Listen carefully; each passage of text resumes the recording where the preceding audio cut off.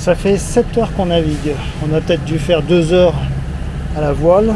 On est au moteur. On est parti de Procida.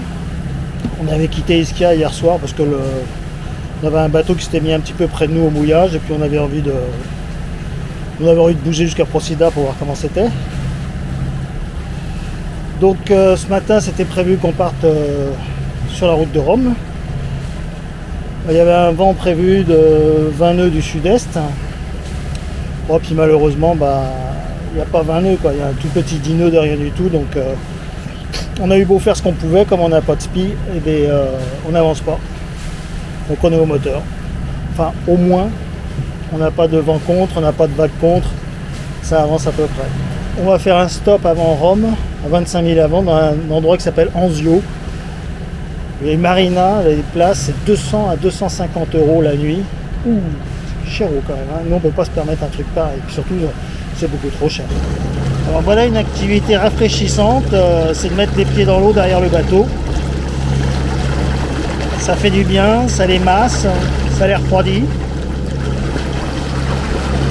Et puis voilà. Dans une petite heure, on arrive à Anzio. Toute la journée au moteur. Bon, on a essayé de mettre un peu les voiles, mais rien à faire, pas assez de vent, hein. Voilà. Une navigation de 77 000. 13 heures environ. Voilà, le soleil se couche. On va arriver, je pense qu'il fera encore un tout petit peu jour. Et demain, il nous reste 25 000 pour arriver à Rome.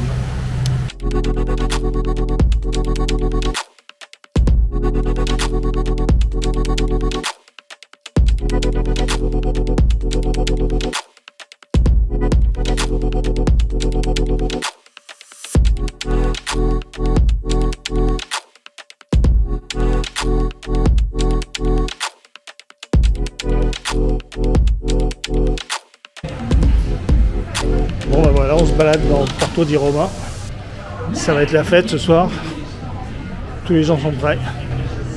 Bellissimo, venite. Allora, un grande applauso intanto a questi due meravigliosi fratelli che si metteranno qua alla mia sinistra. No, questo sono scritto tutto stupidaggio, non ti preoccupare. Qui, prego, alla mia sinistra, accanto al tuo fratello. On est le 10 juillet, on est en train de sortir de la marina du Porto di Roma et on va aller se balader à Rome. Très agréable comme marina, abordable, 70 € par jour. En plus, c'est une belle marina pour hiverner, je trouve. C'est une belle marina pour hiverner. Puis alors, il y a une superbe ambiance, une superbe vie. Bon, on est en route pour Rome, hein, dans le Superbus. Ouais. J'arrivais pas à composter les tickets, mais bon, c'est pas grave. Voilà. Prochaine étape, le train. Prochaine étape, Rome. Voilà, on passe le long du bord de la mer. Et aujourd'hui, il n'y a pas de houle en plus. Hein. Évidemment, on est à terre. Voilà, on est en train de déambuler dans les rues de Rome, il fait une chaleur épouvantable. On entend les grillons, les voitures, tout en même temps.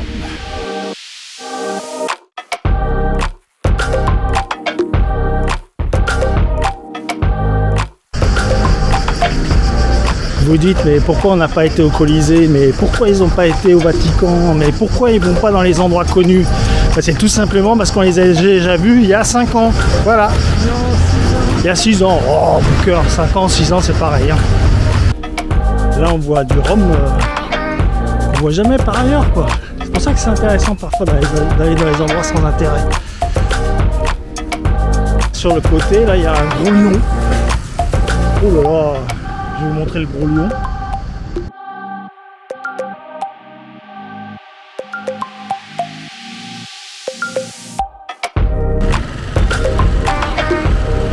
Avec les petits bateaux comme sur la Seine, avec les petits touristes à l'intérieur. Donc là, c'est la basilique de Sant'Andreas.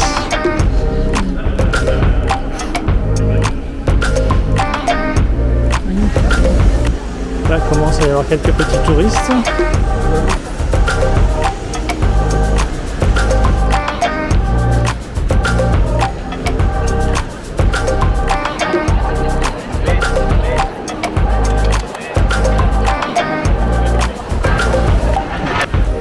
C'est notre destination, ça. C'est la destination. Et ça s'appelle comment? Le Campo di Fiori. Le Campo di Fiori. Allez. C'est la place qui s'appelle comme ça et c'est sur le marché qu'il y a chaque jour. Oh, je fais pas un reportage sur Rome, mais c'est une belle ville quand même, donc je peux pas m'empêcher de prendre quelques images des bâtiments.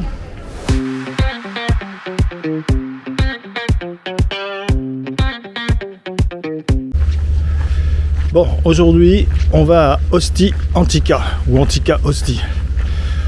On m'a dit que c'était un site un petit peu comme Pompéi à voir. C'est pas très loin. Je vous épargnerai le passage de bus et le passage dans le train. Bonjour les amis. Donc là, on va aller visiter Ostica Antica comme a dit Fredo. Et là, on prend le petit déjeuner. Donc nous avons 2 cappuccinos, un duo cornetto, 2 croissants. Tout ça pour 3,50 €. Le prix d'un cappuccino en Grèce. Pour tout vous dire, c'est qu'en fait, on trouve que l'Italie est beaucoup moins chère que la Grèce. Au moins, on a cet avantage-là. Voilà, nous sommes dans Ostia. Malheureusement, comme d'habitude, je n'ai pas le droit d'utiliser le drone. Ça a l'air très très grand. Et ça a surtout fonctionné au 3e siècle après Jésus-Christ. Ça a commencé à péricliter sérieusement au 6e siècle après. Il manque toujours les têtes des statues, parce qu'en fait elles sont fabriquées séparément du corps.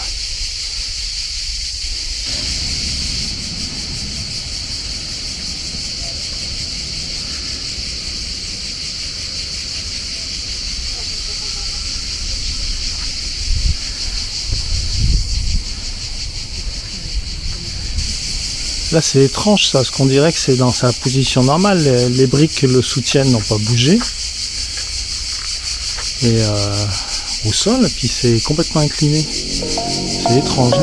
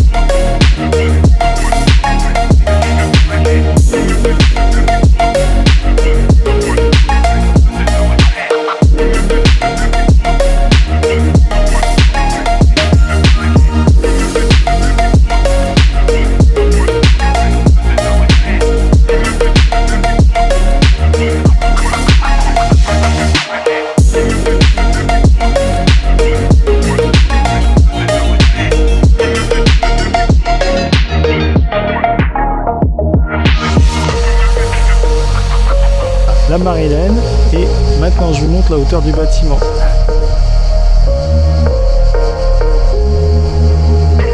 Gigantesque hein, quand même pour l'époque. Allez, bye bye Porto di Roma, c'était super bien.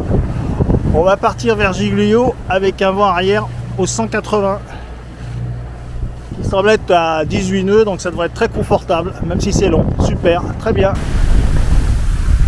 Direction Giglio avec un vent du sud-est, environ 22 nœuds. On avance avec le génois sol, ça marche très bien.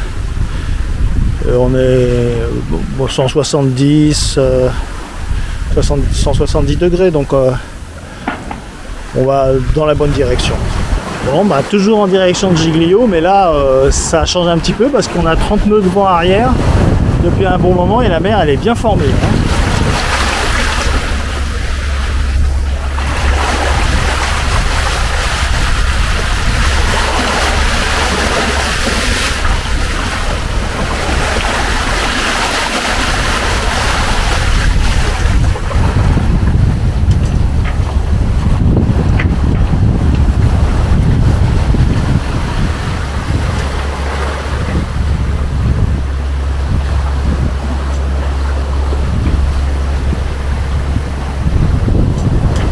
Donc là, après 12 heures de navigation, on a droit à notre petit apéro.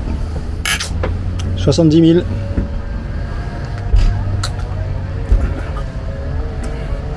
Qui était très très bien parce que le vent dans le dos, on a été secoué comme pas deux.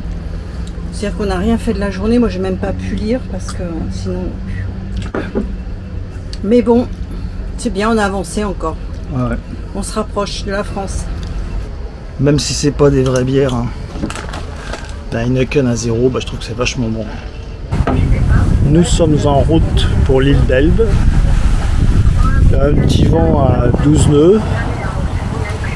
On a mis le code D. On avance bien, j'espère que ça va rester comme ça jusqu'au bout, tranquillement avec le code D. Là on peut dire que c'est grand beau temps, hein. Un petit vent à 12 nœuds et on avance direction d'Elbe. Là on est à Elbe, c'est la première fois que je vois ça, c'est super bien.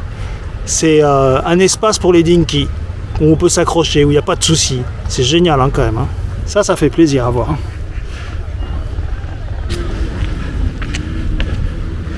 T'as pas trouvé un poubelle?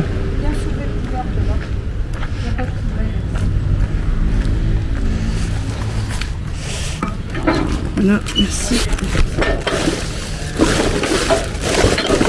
Voilà, t'as qu'à remettre le poubelle dessus. Puis... Non, regarde, c'est pas la peine. Enlève-le.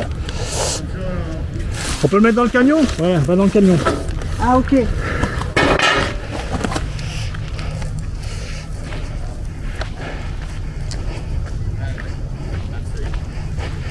Grazie mille.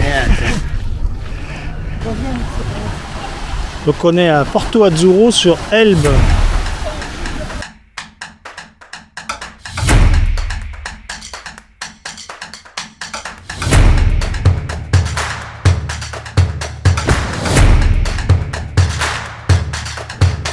Il y a un fort qui est très étendu, qui ressemble beaucoup à une prison quand même.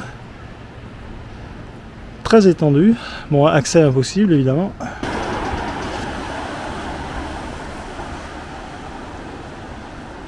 Grazie mille. Dans un petit restaurant qui m'a l'air bien sympathique. Dans une petite rue. Qui est bien sympathique. Qui est bien sympathique. Voilà. Pourquoi j'ai dit voilà?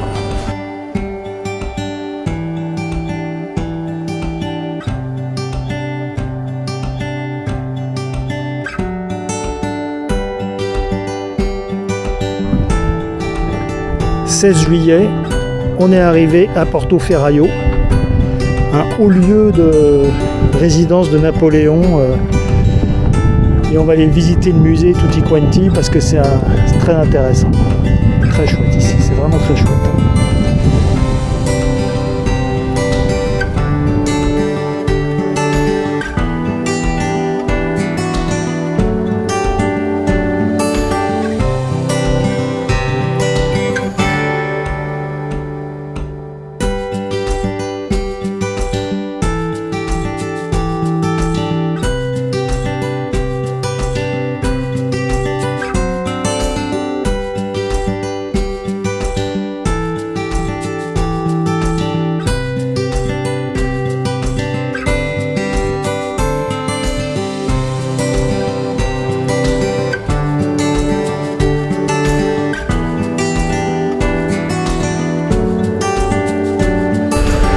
Portoferraio, il y a plein de ferries.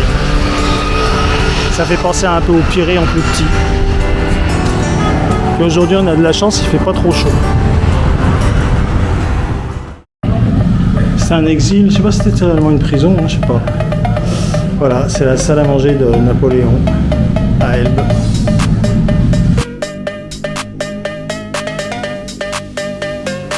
Joli jardin avec une jolie vue quand même. Hein.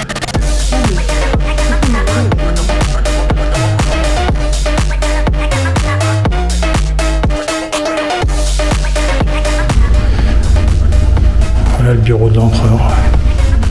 Il serait bien hein, pour quelqu'un qui a conquéri toute l'Europe, tout le monde. Il est resté simple.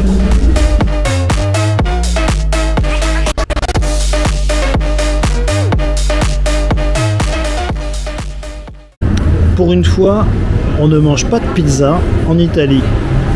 Il n'y a pas que les frites. Hein. Comment ça s'appelle déjà ça? Je sais pas. Ah, c'est les entrées du chef. Ouais, c'est ça, voilà, les entrées du chef.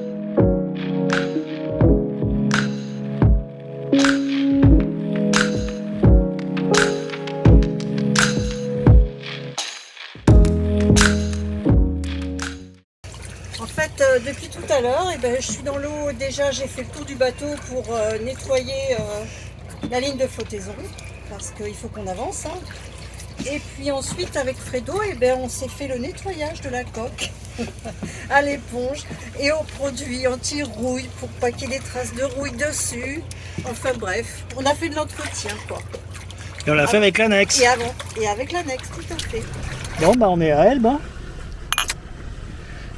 Petit apéro sur le pont du bateau. En attendant le coucher de soleil, dommage, il y a 2 gros bateaux moteurs qui nous cachent, qui nous pètent l'horizon là. C'est dommage, mais enfin bon. Ouais, je vais vous montrer un peu à quoi ça ressemble hein, quand même.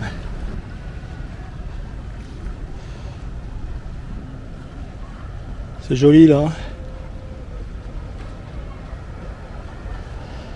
C'est très joli ici, franchement. Ce soir, sur l'île d'Elbe, salade de calamars qui ont été achetées à Gallipoli.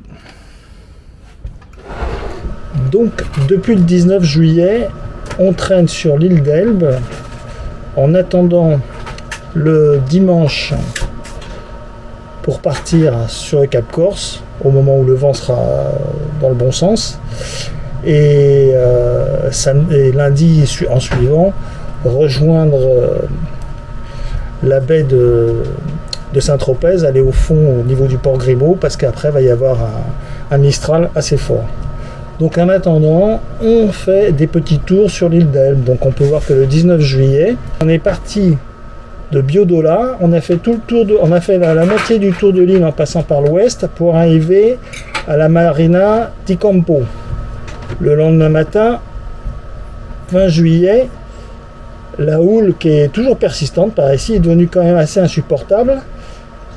Et on est parti du Golfo di Campo pour aller dans le Golfo della Lacona. On a trouvé un endroit assez confortable pour se poser. On avait fait donc à ce moment-là 3,1 milles. Et ce matin, on est parti du Golfo della Lacona et on est retourné au Golfo di Campo au niveau de la plage. Voilà. Et puis demain, on va voir ce qu'on va faire. Mais dans tous les cas, dimanche, on part pour le Cap Corse. Donc on avait aujourd'hui, 22 juillet, une opportunité de partir en Corse. On est parti donc en direction du port de Massinazzo. On avait envie de quitter Elbe parce qu'en fait c'était toujours un petit peu de la houle qui nous gênait. Et puis du coup comme ça on sera plus proche de en France quoi. Puis après il ne nous reste plus qu'à aller vers soit Saint-Trope, soit on va aller peut-être à la presqu'île de Gien. Parce qu'on sera bien protégé du Mistral. La route vers la Corse. On la voit en face parce que comme elle est montagneuse on la voit de loin. Enfin bon, je pense qu'à la caméra on la voit pas. Arrivé à Massinazzo, Corse, France, 19h30, coucher de soleil.